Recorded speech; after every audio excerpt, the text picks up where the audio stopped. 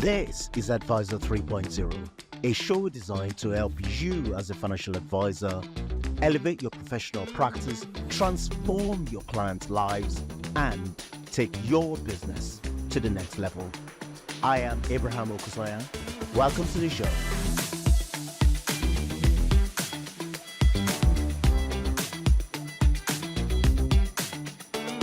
It's been my long-held view that owner-managed independent financial advisor firms are changing the conversations with clients about money.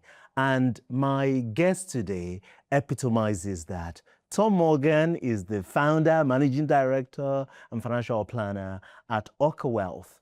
Tom gave an incredible presentation or talk at the Advisor 3.0 conference a couple of weeks ago, titled Die With Zero. Tom, welcome to the show. Thank you for having me. Let's talk about your journey for our audience. Give us a whistle-stop tour of your career that takes you to, founding the business. Okay, so concise version. 2011 is when I came into the industry, and it was opportunity driven, really.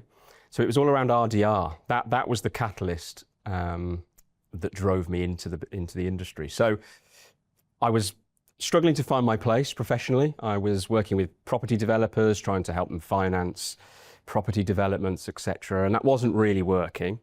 And I was introduced to RDR and what was happening in financial services and financial advice. And I was essentially told, as quite a young man, that it was changing. There was going to be some big changes in the industry, and there's going to be some massive opportunities. The old guard is going to be leaving as the qualification bar is raised. And that opportunity really piqued my interest. There was a lot of, I felt, transferable skills that I had. So I looked to pursue an entry into financial advice somehow. And I couldn't find one. It just didn't exist. I tried to find trainee advisor programs. I did all my research on what the qualifications that were needed, and I did all of that, and just hit an immediate brick wall on how do you actually get into this industry. I think it's a bit better now, although there's still work to be done, but back then there was simply no entrant. So what I did is I researched local independent financial advice firms that were within a sphere of where I lived, and I wrote to them. And I said, why are you not doing a trainee advisor role? Why does this not exist? I don't get it. RDR is coming, et cetera, give me a job, basically. Here's how I see it working. And a couple of people got back in touch. And it took a long time, conversations, because it was all new to these firms on what that looked like. Long story short, that was my entry. I managed to secure and create a trainee advisor model. And actually that company now has a full program that was built on that idea that we created. So I muscled my way in, I suppose, would be it. That's incredible. That's the first time I've heard, someone writing to firms and saying, employ me. So you got the trainee role. What's the size of the firm? What was the Yeah, so at the time, fairly sizable back then. So 40, 50 advisors. Okay. So in that sphere at the time, pretty big. It's now gone on to be a much bigger outfit. But yeah, about 50 advisors. And what we did was essentially come up with a program of me working 6 months in the different departments. So 6 months I started opening the post. I remember it vividly. Right. I was down in the basement opening the letters, just looking at policy statements that came in. That was my first interaction.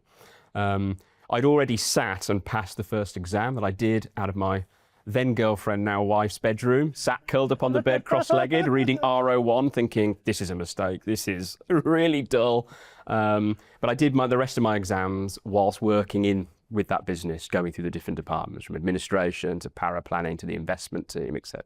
And then you became an advisor at the business? Yes. And then what happens? How long did you stay? Where else did you go? Yeah, so I had a hybrid role initially. So obviously the challenge I became, I would say, pretty technically proficient, but I had no idea how to translate that into being an advisor. I could tell you all you needed to know about pensions and bond surrenders and all that. But talking to clients and I guess the sales element of the conversation, I had no training on whatsoever. So we did a sort of a hybrid role where I remained as a para planner for 3 days a week, and then I went advising 2 days a week. going to see the clients that nobody else would at the firm, driving hours and hours on end, going to, and just grinding out that way. Evening appointments nobody wanted to take and all of that. And eventually got busy enough. And then I dropped the paraplanning and I became a full-time advisor there. And I was there for many, many years. And then as my experience and my own thoughts and philosophies grew, I then outgrew that and moved on. And later on down the line, we're now here with my own firm.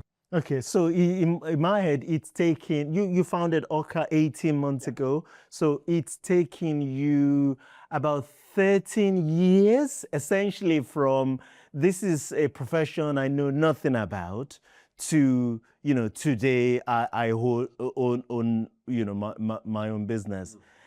Is it always been your desire to own a business one day? Yeah, good question. Probably. But only really in the last few years has that really been cemented in my mind. I think with the time comes the experience and more client conversations. I found it was a culmination of frustrations of what I felt should be delivered and what I was struggling to deliver in the framework that I was given to deliver it in, if that makes sense. When you're working for, bigger organizations, you're obviously given a framework to operate within. And I found myself constantly butting heads with that framework, and I wanted to try it this way, and I felt it should be done this way. And so I think the natural progression always was, if I really want to do things my way, at some point I'm probably gonna have to put my own name above the door. Yeah, this is what I find over and over again, that, I'm trying to remember who said this, but a business is a way to insert your own opinion into the world. Right. And often in financial advice, you come up against, you want to do things differently than the establishment or the existing framework that you've been given, and you can't. And so you kind of get backed into a corner to insert your own opinion into the world. So, give us a sense of where Orca as a business is today. Give us a picture. Yeah, okay. 18 months in. So we're a small team. It's myself as the main financial planner and founder, etc. We have Emily, who's our operations, who is also my darling wife. Yeah, she's the brain. She is the brain. And the face. Yeah, you've met her, so yeah. I don't know what you do. You got it. Yeah, exactly. Yeah. She picks me up and points me in the right direction, and I just go off and do what I do as I'm told. And she actually came up with the name, but we'll come on to that. So it's mainly us two, and then we use external paraplanning and some external support as well to help us. But we are the core of the business. I think that will grow.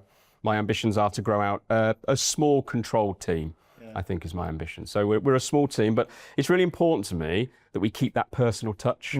Clients know us in the same way that we know them, their ins and outs, their families, their children's names.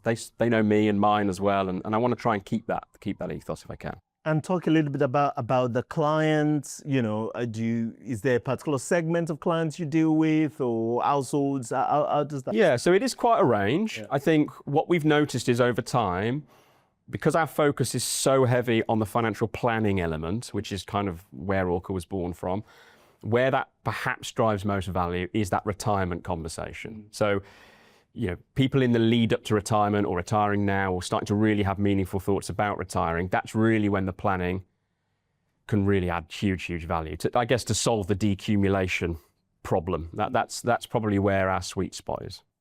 Okay, so let's talk about the process of setting up a firm. How did you find that? Coming up with a name, going through the authorization, all of that sort of, some of it exciting, like coming up with a name, but also others kind of quite boring and grueling. Yeah, and I probably underestimated it a bit. I was fortunate because I've been doing it for a long time and I built up a client bank. I sort of had I knew that I'd have the initial client following. So that bit gave me a little bit of peace of mind. My original plan was to go directly authorised to the FCA. Yeah. That was plan one. I realised very quickly, as a one-man band or a very small team, how almost impossible that task is. Even though I contacted some external firms that can help you do it, as soon as you start saying to the regulator that I hold all the hats, I'm the compliance person, I'm the money laundering officer, I'm the financial planner, as soon as your name goes in all those boxes, I could feel the challenge from the regulator on that. Not impossible, but so I decided to go down the network route in the end, which was plan B. So we're authorised via a network, so they deal with a lot of the high-level stuff, which just means I can concentrate on running Orca and being the planner. And do you feel, I mean, this is a dangerous question, but do you feel that the network model largely allows you to do most of the things or all of the things that you wanted to do as a business?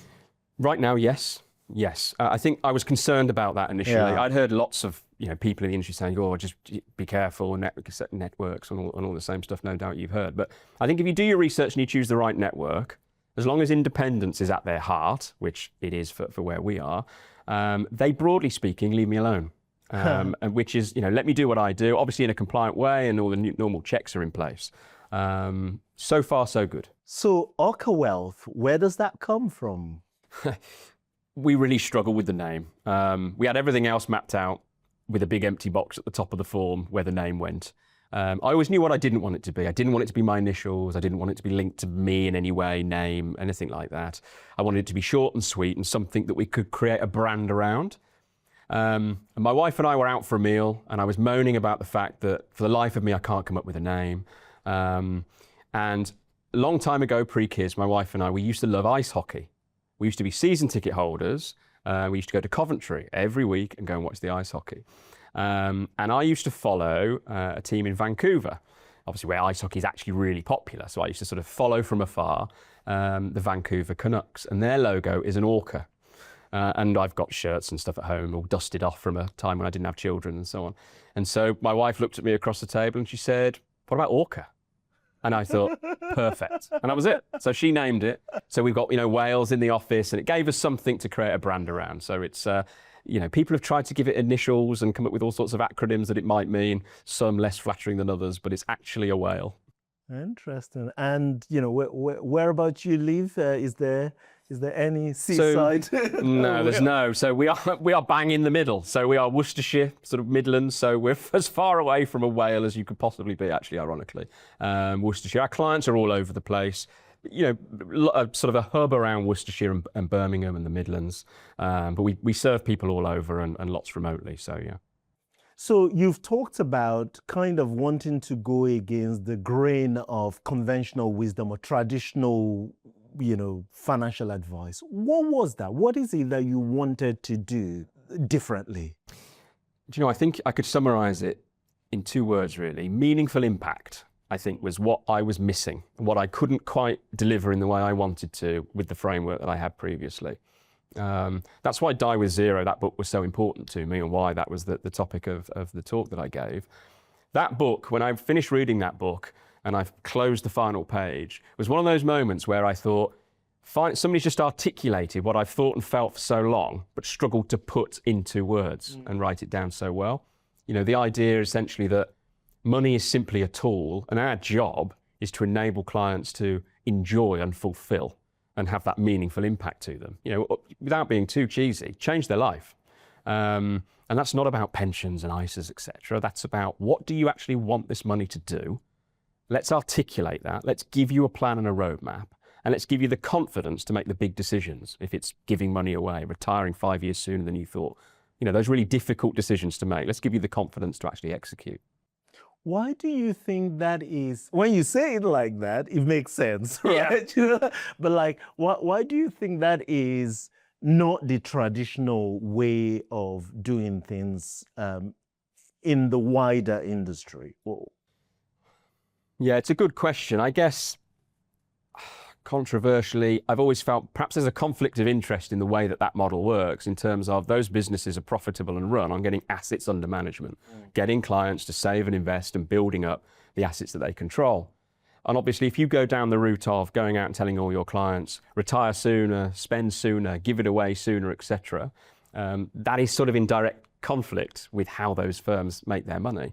I'm not saying I've got the model perfectly now, but that's I think why perhaps that isn't the traditional method. Yeah, it's interesting that, I read the book as well, and one of the things that stuck with me was this thing about the peak utility value of money, utility of money. You know, the idea that if we say, you know, the peak utility of money of a pound is at age 30, for every year that you delay spending that pound, you know, the utility the joy that you get from it actually declines. You know, you would at 50, for instance, you would need £1.80 to give you the same joy that you'd have got at 30, and that just was like, wow.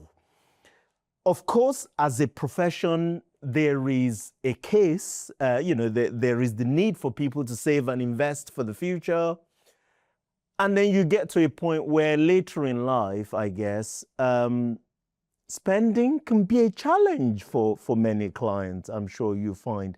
How do you get clients to switch from accumulating mentality to decumulating, or is it just forced upon them? Do you know, it's interesting. So when we talk to clients and we have sort of discussions and we do surveys, the number one challenge that comes back to us, that when we ask the question, what is the most difficult thing you found about those early years of retirement? The answer is never a financial one. It's an emotional one. It's just that idea that you touched on. I've spent my life building up the pile and now you're asking me to burn through it. And that is a challenge to retrain the brain from a 30, 40-year career of you know, earning and putting on the pile to take off it. It's that emotional shift that's the challenge. And for some people that's harder than others, and for some people it takes longer to reprogram them than others.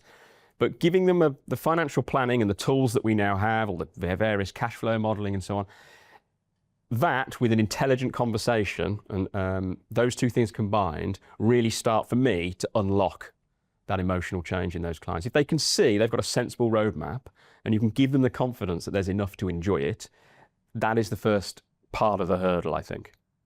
But obviously clients don't come to you with that in mind, with saying, I want a financial plan in mind. When they come, how do you navigate the conversation from, I want you to sort my pensions, or I want you to sort my investment, to actually saying, let's help you enjoy this money? Questions, I think, is the key here. And this is something that I still leave client meetings now and sit and let the meeting wash over me once they've left and think, there was a different question, Tom. I'm still trying to improve my own questioning. And that's something that I do a lot of sort of training and stuff for myself, because that's the way to do it, is to ask interesting, pertinent questions. Essentially trying to get the clients to talk about what that dream retirement looks like. So I will ask questions, for example, you talk about the utility of the pound, for example. So you say, surely, Mr. Klein, if you wanted to retire when you're 60 or 55, wouldn't you agree that the first 5 to 10 years, that's when the opportunity is for you to enjoy? That's when you're fittest, healthiest. Who knows what the later years hold?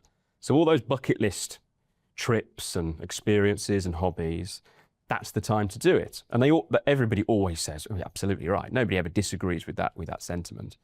And then you can sort of say, so tell me what that 5 years looks like. What's on the list? What are you doing? And as soon as you start getting clients talking about what they want to achieve, that holiday they never quite, you know, that relative they haven't seen for 10 years who's in Australia, that's the start of them talking about how they want to spend their time and how they want to spend their money. And that's quite a natural way to start talking about how planning can help show them how they can afford to do these various things and get the activities on the right place in the timeline. You know, if 3 months skiing in the Alps is an objective, that needs to be early in the play, not when you're 85, when your knees won't do it. You know, so that's how to do it. I think ask questions and get them to start talking about what that scenario looks like. And does that stray into, I say stray, but does that get into conversation about meaning or purpose or what they want to, like their reason for being? Do you get into that sort of thing? We're trying to more. I think that's been a bit of a journey for me. That's definitely where I want to learn more. You want to know what makes people tick. Yeah. I was just reading last week a great question. You know, how do you want to be remembered? And I thought, what a great question that is. Short, succinct. How do you want? Because it made me stop and think. You know, with a family and young children, I thought, blimey, how would I want to be remembered? And I came up with an answer for me. And I thought that would be an interesting, you could probably glean a lot. So starting to ask those sorts of questions, you start to get a feel for who the person is. One sort of pushback I have heard from planners is like, we're financial advisors or we're financial planners. We're not therapists, we're not life coaches, that sort of thing. And we don't want to get into those sort of conversation with client. What do you say to that? I would say be careful with that old-fashioned attitude is what I would say. Old-fashioned. I would. I think the conversations that clients want is changing. And I think, we look at the investment strategies and we talk about passive and active investment. No longer are we in a world.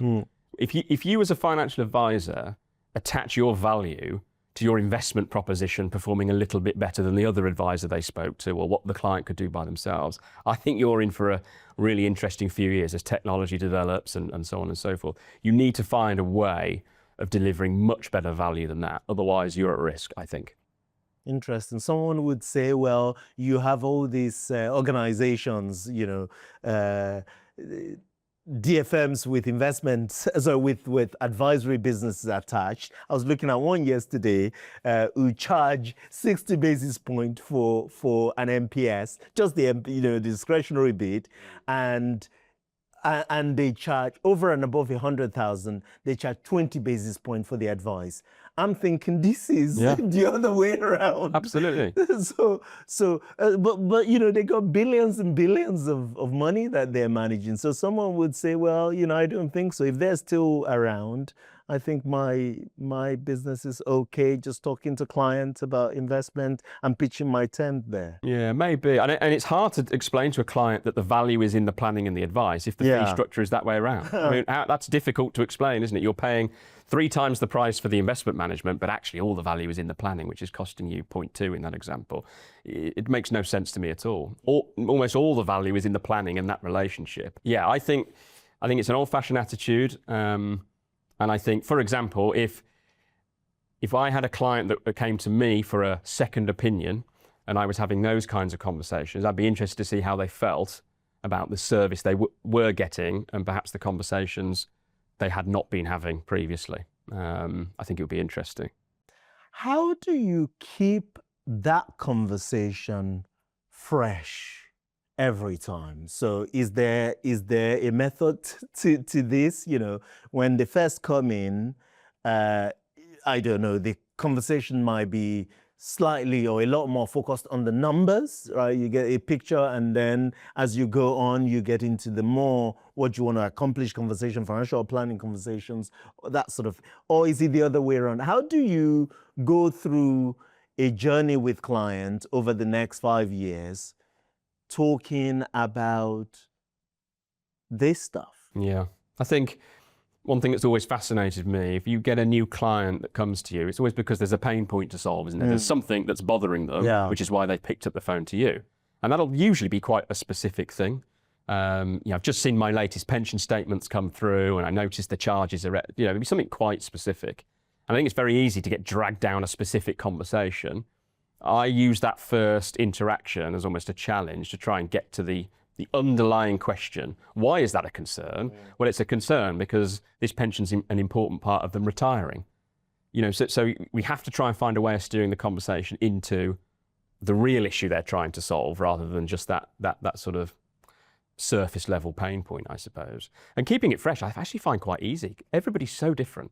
I love talking to clients. That's the bit that I love doing. So the early meetings, learning about people and their family situation and their trials and tribulations and their early relationships with money and the things they struggle with, that's always unique. And I'm interested in people, so I find that quite easy to keep that conversation fresh.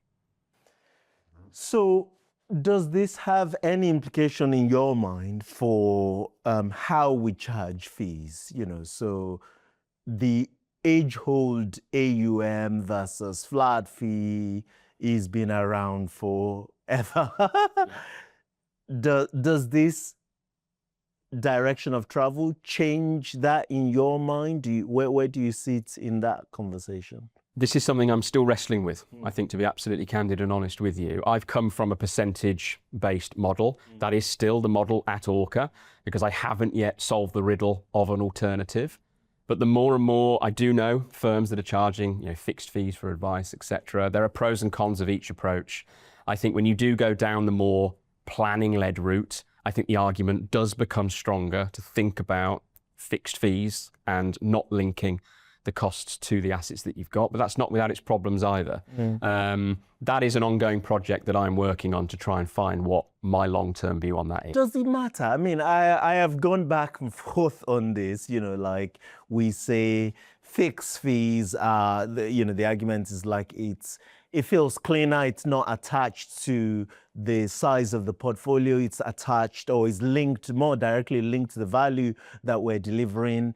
But often, I don't know, maybe not always, but often the size of the impact, the size of the portfolio can sometimes just be, a shorthand for the size of the impact. Maybe I could be wrong on that.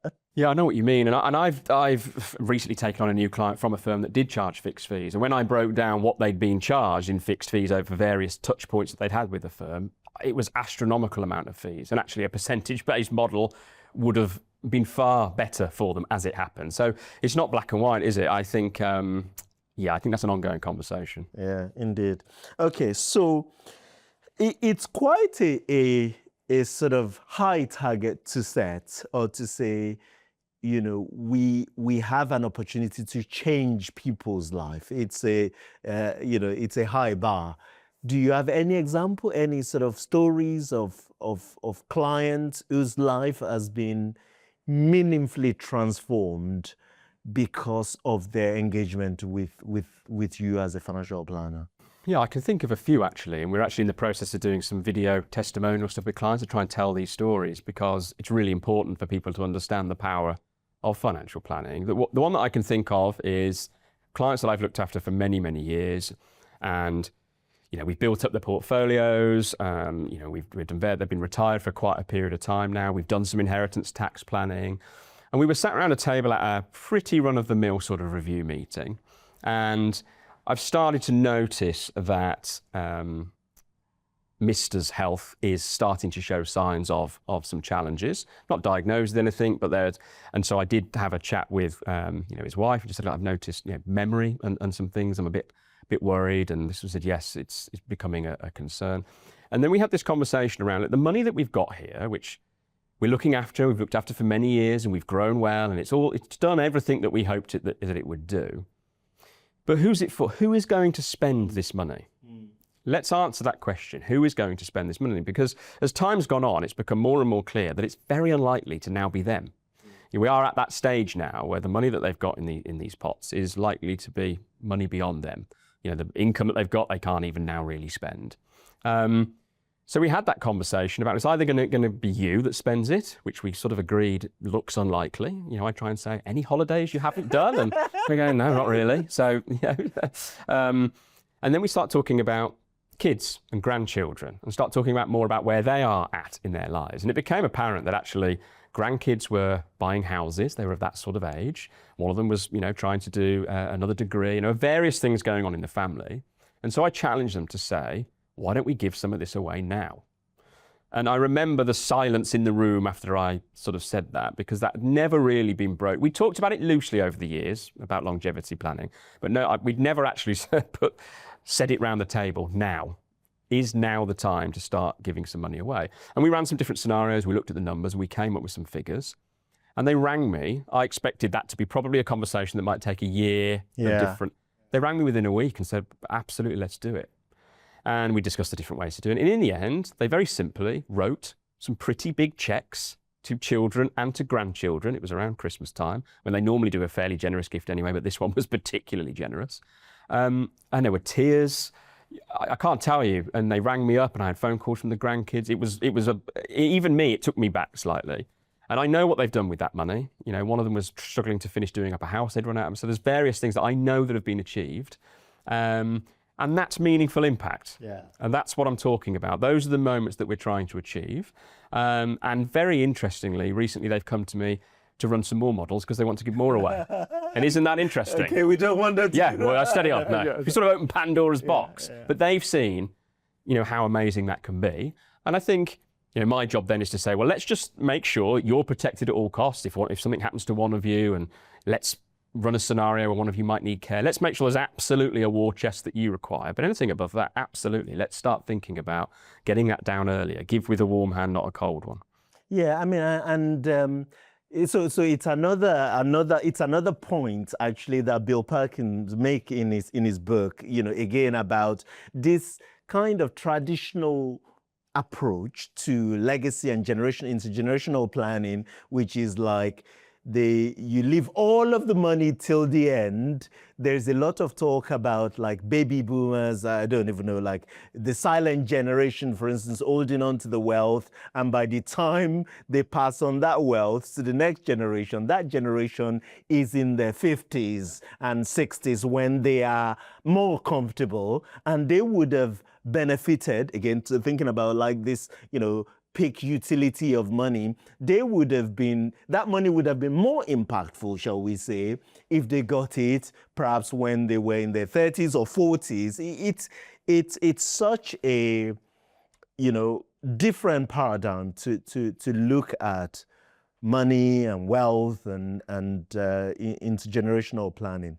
One thing I wanted to pick you up on, there was a LinkedIn post that you did a while back about I'm nervous now.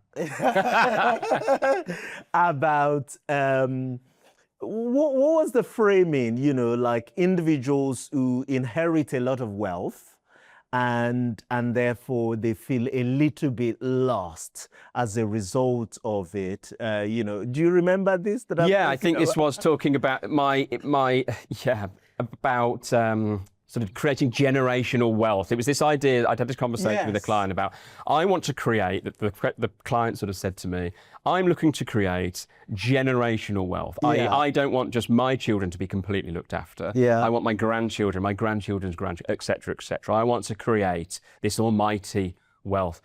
And it just really got me reflecting as a father of two young children, the problems that can create. And lots of people really challenged me on that post to say, Tom, your view is a bit one-sided here. About the trust fund kid. Yeah, the trust fund kid was the phrase that you used. Because is actually the happiness in the pursuit? What we're trying to do and what we're trying to build, is that not where meaning comes from and purpose? And me trying to build Orca gives me a purpose and gives me something to build. And if you take those things away and solve the financial side for the generations, what does that actually do to them as people? If all of their finances are taken care of, who do they then become?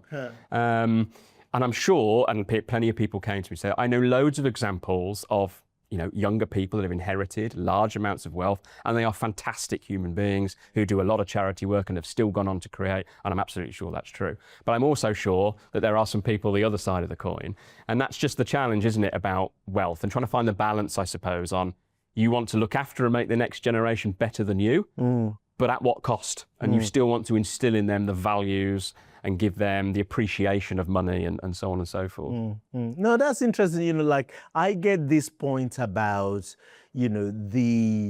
the joy of the doing as a person building a business or whatever. You want to derive joy, in that process of building the business.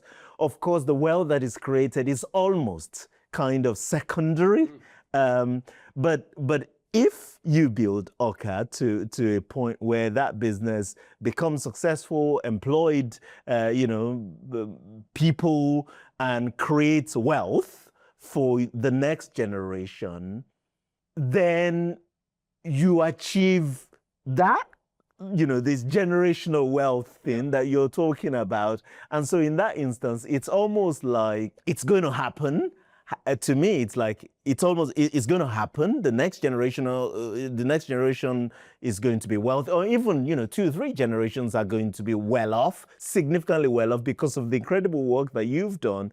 To me, the argument becomes, well, how do we make sure that the next generation still find meaning and purpose and drive, rather than by definition, thinking that the wealth is becomes like a creeping liability to them, and their lives becomes, less meaningful, shall we say. And I think is that you have to still try and find a way of instilling good values in them, don't you? So even though there's money and so my daughter goes to, a school, local school, and they took in lots of the Ukrainian refugees.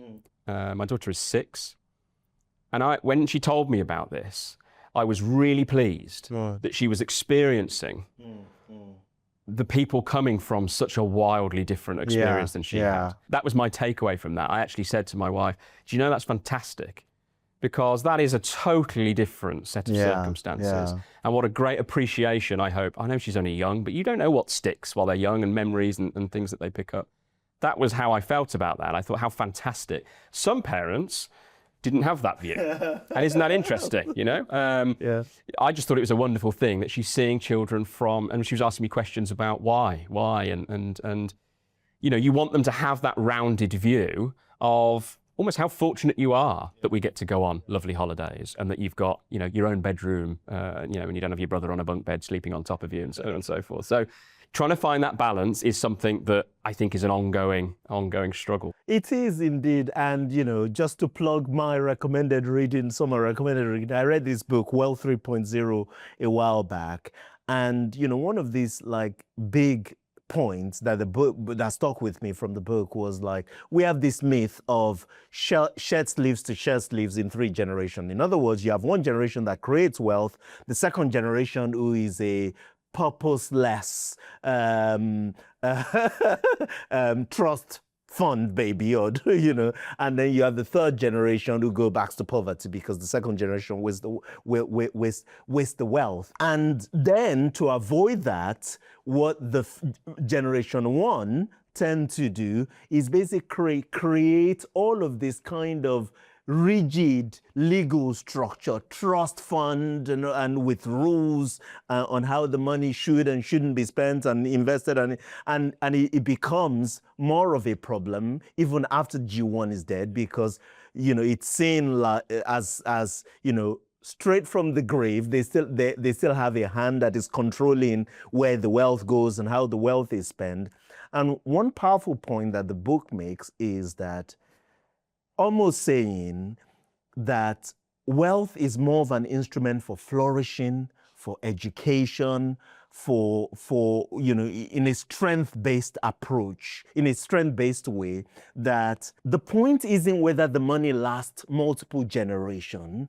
The point is whether the wealth is deployed in a way that empowers subsequent generations to live meaningful life, to experience the highs and lows of life, to see people who are less fortunate than themselves in a more positive, accepting light. And that for me, so when I saw your tweet and thinking, okay, I get where you're coming from. There are alternatives. At the Daniel Crosby, who spoke at the Advisor 3.0 show, when he talked about, generally speaking, we're wealthier than ever, right. And yet more miserable than ever. So what do we do with that information? And and so that is fascinating, isn't it? That actually, surely the answer lies in the values that you instill in those generations to make sure they use the wealth meaningfully. What are the biggest financial mistakes that you see clients making these days?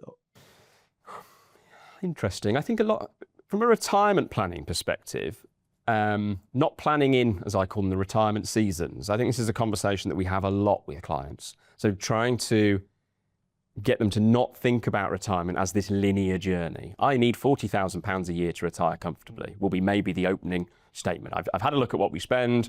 We need £40,000. Rather than saying, and I actually use the terminology from Die With Zero, so I probably owe Bill some royalties for this, because all over my financial planning is the go years, the go slow years, and the no-go years. Yeah. But clients love that. They resonate with that terminology, and I actually put them as green, amber, and red on the plans to sort of indicate these are the years. So I think, when you're running your numbers, thinking of it in that linear strategy is how you end up leaving too much money on the table. And then you're sat around a table at 85 years old, with too much left in the pot, first world problems, but tokens left unspent, Yeah. thinking about what you could have done perhaps earlier with them, those trips you didn't do, etc. So we do a lot of work trying to reframe clients' thinking around that front loading of the retirement spend. Yeah, indeed. How do you balance, your multiple roles as a business owner, as a husband, working with one's wife or partner? I always find, challenging, or not that I've done it, but like I have respect for people who do. A father, a financial planner. How do you personally navigate or balance, these different roles? It is difficult. There's no doubt it's difficult. And I maybe don't always get it right. But the one thing, and my wife and I were talking about this the other day, I think I'm pretty good at this. And she did agree, which she doesn't always agree. The kids are always place 1, 2, and 3 on any priority agenda and always have been. And actually the beauty of running my own business means I never miss a sports day. I've never missed a sports day and I never will. I've never missed a parents' evening. I've been at every single one. I do plenty of school pickups, school drop-offs. It's the summer fete tomorrow, so I'll be leaving the office at 2 o'clock to go and pick the kids up and take them to the bouncy castles and the ice cream machine. And it comes back to, I guess that's the one thing, out of everything, there's plenty of things I'm unclear of, but that is one thing I am super clear of, is that my kids are only little for not very long. People have told, when you talk to other parents, they say, how old are your children? And I say 6 and 4, and they say, 6 and 4. Cherish those years because it doesn't last as long as you think. So I am trying to squeeze every last moment. And it is hard because I can't always do that because I am super busy. My little boy Oscar this morning, before we left the house to come here today, was desperate for me to play with his cars a little bit this morning, and I just didn't quite have time. So I made a promise to him that when I get back, don't you worry, mate, we'll be on those cars. I sort of learned the work is endless. There's never an end to the email trail. There's always more emails to answer. There's always more phone calls to make. It is literally never ending. So at some point, I just made the decision years ago, my work day is done now, and that's it. And it will still be there tomorrow. And that's, I'm just really clear on that. I don't want to look back with any regrets and be sat with a fantastic business, with plenty of money in the bank and so on, and my kids have gone and I've missed that opportunity, and they reflect back on their childhood as dad wasn't really around much. Because one thing that I have always learned is that all kids want, especially when they're young, they only want time. That's all they want. They're not interested in, the best holidays. We stayed, funny anecdote, we stayed up in a fairly basic hotel. I saw this tweet. We stayed in a really basic hotel up in sort of Coventry Way recently.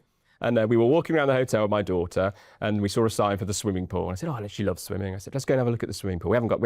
I didn't even realise there was a swimming pool here. We haven't got any of this stuff. Let's just go and have a look.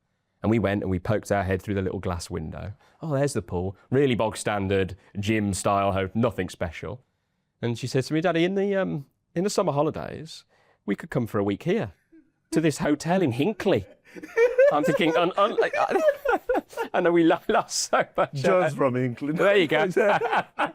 I thought, okay. And it was just interesting to me, in her, it doesn't matter whether she's in Mauritius or, so money, all they want is time. All she wanted to do was go and get the inflatable ball out and have a week in the swimming pool. And so I get these little moments, and they always just sort of resonate with me to remind me what's really important. And so I'm doing my best to try and focus on that. Is that the same hotel or place where you say you get charged for everything as extras? Yeah. Oh no, that was a different trip. Okay. Yeah. Oh yeah, that was. Yeah. Every time we moved, it was extra money. Yeah. Breathing the oxygen was £1 per minute rate. It was. Yeah, families, I sympathise with anybody going on holiday with young children and trying to entertain them for a week. It's expensive. Yeah, incredible stuff. I mean, the thing that comes to my mind as you were talking about this is just the framework about big rocks. If you had big rocks and small rocks and, sand and water, and you want to fit all of them into a container, it says put in the big rocks first, and then the small rocks, and then the sand, and then the water. If you put the water first, you would never be able to get the big rocks in. That's just the framework that comes to my mind. Now, as we begin to wrap this up, so we're sitting here, in 5 years' time or longer if you want, we're celebrating Orca's 5th anniversary or 7th anniversary. Describe the business to me. What is it? What is it at that point? What is it doing? What impact is it having? Yeah, do you know, that's a really good question, and one I actually struggle to answer a little bit, and I'll be really honest about that, because we get asked business plans and so on, and I always struggle to articulate that. It sort of depends what week I've had sometimes. Some weeks, I think I can conquer the world, and I feel there's no mountain I can't scale. I've had a great week, client meetings, we've delivered some fantastic outcomes. Other weeks, square pegs, round holes, can't quite get things working, and I think, I'll just keep it small, just me. So I go on that emotional journey on depending on the week that I've had. To answer the question though, I think I'd like to build out a small team around me so that all the planning burden isn't on me, because that is a challenge. I am the sole deliverer of all that planning. I'd love to help bring in some new people into the industry and give somebody an opportunity that I struggled to find all those years ago, and perhaps have somebody shadow me, and learn what we're doing, which can then take some of the burden. So it'd been great to build out a small team and find a way of just helping more and more clients. We've started to market in a way that says we want to work with clients that want to get the most out of life, which is an interesting thing to sort of say in some ways, but we get the most pleasure in sitting down with people that really want to enjoy, to spend, to travel, etc. I find it much more difficult to work with clients that don't have that sort of positive mindset that they really want to enjoy. I find most people do, but you do sometimes meet people that actually, it's hard to get them to dream and to think, and all they actually want to do is squirrel save and pass on. And it's not to say we can't help those people, but I'd love to be sat here with a small team around me focus more on growing the business with a great team of planners doing the planning around me and helping more people go out and get that retirement that they want.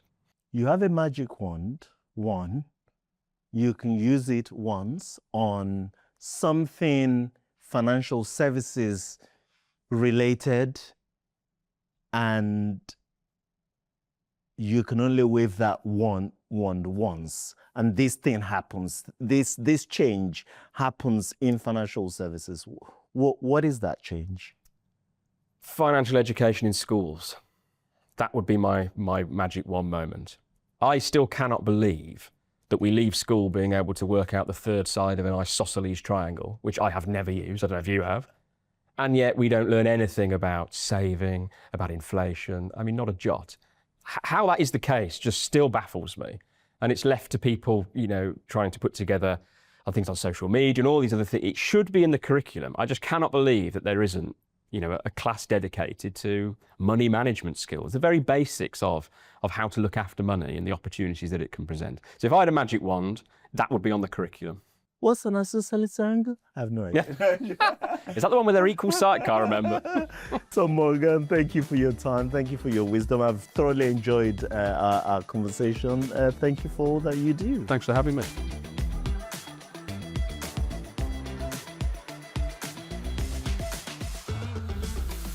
That's a wrap on today's show. Massive thanks to my production crew, especially Jake Osha, Melissa Canham, and the entire team. And of course, to our sponsor, Timeline, the market-leading provider of integrated planning technology and model portfolio service to advisors. I do hope you've enjoyed today's show. Head over to Apple Podcast and give us your review there. Until next time, goodbye.